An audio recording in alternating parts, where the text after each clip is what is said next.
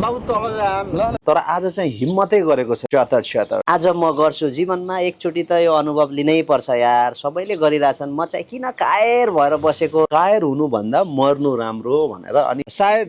नेपालमा पहिलो चोटि होला उड्दा उड्दै आकाशमा पोडकास्ट हामी गरिन्छ आकाशमै हामी शेयर गर्छौं क्या अब हामी उड्दाखेरि हेर्नु होला हाम्रो उडाइ चिल भन्दा खतरा उडाइ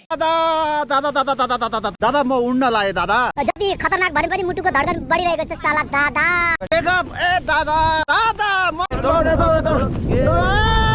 भाइ मलाई बमिट आयो एउटा नाकबाट साथ भित्र लामो दिनु अनि अर्को नाकबाट फाल्नु त हल्का हुन्छ तपाईँलाई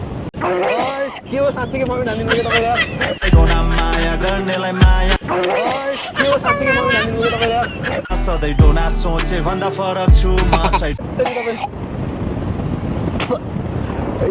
खाना त खानुभएको थिएन त बिहान होइन खानुभएको थियो डोना भेटिँदैन म जस्तो कतै वान पिस वर्किट चुपचाप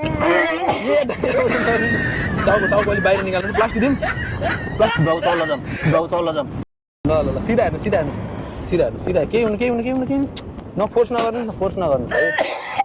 फोर्स नगर्नुहोस् त सिधा हेर्नुहोस् बाबा सिधा हेर्नु थोरै टाउको बाहिर निकाल्नु प्लास्टिक अघि भन्नुपर्छ नि नभने भत्तै हान्दिनु तपाईँ प्लास्टिक दिन्थेँ नि मैले वाह सिधा हेर्नुहोस् अब ल्यान्डिङ जान्छौँ न बिस्तारै ल्यान्डिङ जान्छौँ सिधा ओहो निकाल्नु नि त्यसरी जबरजस्ती निकाल्नु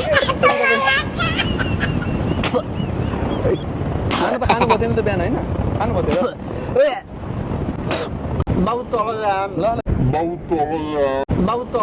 ल बिस्तारै जान्छौँ ल हामी बिग्रेर गएर तल जान्छौँ बाबु है ल सिधा हुनु अब फोटो खिच्नुपर्छ है सिधा हुनु त फोटो खिचाएन फोटो खिच्नुपर्छ सिधा हुनुहोस् त फोटो खिच्नु सिधा हुनु अगाडि हेर्नु सर फोटो नखिच्ने भने चाहिँ फोटो खिच्यो होइन तपाईँ बिरामी भइदिनु भयो गाह्रो भयो नि त एकछिन रेस्ट गर्नु हावा सक्दैन रहेछ भाइ ल अब सक्दिनँ भाइ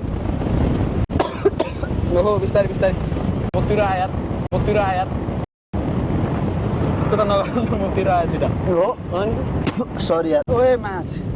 के हो यार भाइ रिल्याक्स हुनु ओके स्ट्यान्ड अप उठ्नु ओए माछला पर्फेक्ट बाबु छिटो गर त कामे म त थर भयो ओके ल ठिक छ ल फाइनल ल्यान्डिङ भयो सुरक्षित है यो सुरक्षित त धेरै सुरक्षित भयो ओके ल बाई गरिदिनुहोस्